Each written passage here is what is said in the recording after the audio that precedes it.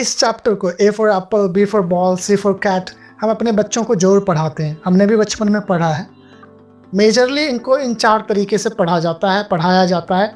A for Apple, या फिर A is for Apple, और तीसरा तरीका है ए सेज एज इन एप्पल, और चौथा तरीका है ए सेज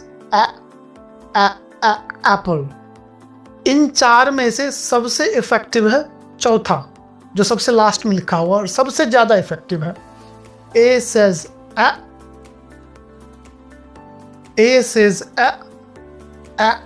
एप्पल।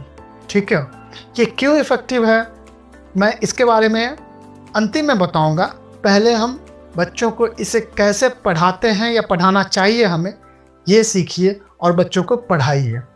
ठीक है, इस चैप्टर को पढ़ाने के लिए आपको 3 टिप्स की ज़रूरत पड़ेगी। पहले बच्चे को लेटर का साउंड समझाइए, जैसे ए सेज आ, फिर साउंड को रिपीट कीजिए आ। ठीक है, और फिर उससे जुड़े हुए वर्ड बताइए या फिर ऑब्जेक्ट दिखा के उसका नाम बताइए। जैसे ए सेज एप्पल, मतलब ए का हमने पहले साउंड बता दिया, फिर साउंड को रिपीट करना सिखाया ए 2 बार 3 बार, जैसे समझ में आया वैसे सिखाइए, और फिर ऑब्जेक्ट दिखाइए Apple.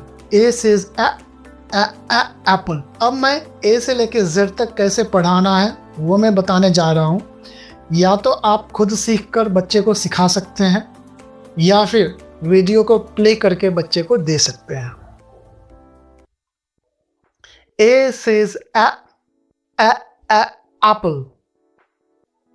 A says apple. B says ball. C says cat. D says dog. E says egg. F says fish. G says goat. H says hat. I says ink. J says jug. K says kite. L says lion. M says monkey. N says nest. O says orange. P says pen. Yeah, P says pen. Q says queen. R says rat. S says sun. T says tap. U says umbrella. V says van. W says watch. X says box. Y says yak. Z says zebra. आपको शुरू में मैंने बताया था कि इन चारों method में जो मेथड मैंने अभी बताया आपको वो सबसे बेटर है, सबसे बेस्ट है बच्चों को सिखाने के लिए। इसके पीछे के टेक्निकल टर्म्स को समझते हैं।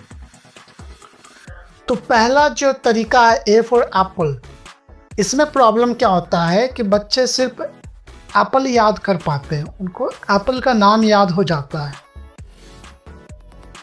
लेकिन उसको ए का साउंड नहीं पता लगता है। इसलिए जब वो आगे चलकर बुक पढ़ेंगे उसमें वर्ड्स आएंगे, कोई भी कैट, मैट, बैट, कुछ भी आएगा, तो उसे वो ए को आइडेंटिफाई करने में, ए के साउंड को आइडेंटिफाई करने में डिफ़िकल्टी होगी। तो इसलिए ये तरीका गलत है। दूसरा जो है ये थोड़ा बेटर है, उससे थोड़ा ठीक है, क्योंकि इसमें बच्चा सेंटेंस स्ट्रक्चर समझ जाता है। ए इज़ फॉर एप्पल, तो एक सेंटेंस का स्ट्रक्चर समझ पाया वो, लेकिन साउंड इसमें भी नहीं समझ पाता है। इसकी हेल्प से वो फिर बुक नहीं पढ़ पाता है। ये तीसरा जो मेथड है ए सेज एज इन एप्पल, ये मेथड बिल्कुल ठीक है क्योंकि इसमें बच्चा साउंड भी सीख जाता है और एग्जाम्पल वर्ड भी सीख जाता है। लेकिन जो चौथा मेथड है, जो फोर्थ मेथड है, ए सेज एप्पल, ये तीसरे मेथड का ही एक्सटेंडेड वर्जन है। मतलब इसमें तीसरे की सारी बेनिफिट मिल जाता है, साथ में इसमें साउंड का एक प्रैक्टिस हो जाता है। ए सेज ए और फिर हम बच्चे को बोलते हैं ए, मतलब साउंड का प्रैक्टिस भी हो रहा है। फिर हम उससे जुड़े ऑब्जेक्ट को कैसे बोलेंगे, एप्पल, ए सेज एप्पल, तो प्रैक्टिस हो जाता है। इसलिए चौथा मेथड सबसे बढ़िया है। बाकी डिपेंड करता है कि आप A for apple, A is for apple, A says as in apple या ए सेज एप्पल, कौन सा मेथड आप पढ़ाना चाहते हैं वो आपके ऊपर डिपेंड करता है। मैंने रीज़न बता दिया, समझा दिया कौन सा मेथड कैसा है, बढ़िया है, खराब है, जैसा भी है। ठीक है, तो इस वीडियो में इतना ही। वीडियो कैसा लगा कमेंट में ज़रूर बताइए। वीडियो को लाइक कीजिए, चैनल को सब्सक्राइब कीजिए यदि आप YouTube पर देख रहे हैं, और यदि Facebook पर देख रहे हैं तो हमें फॉलो कीजिए। इस वीडियो में इतना ही। वीडियो को अंत तक देखने के लिए धन्यवाद।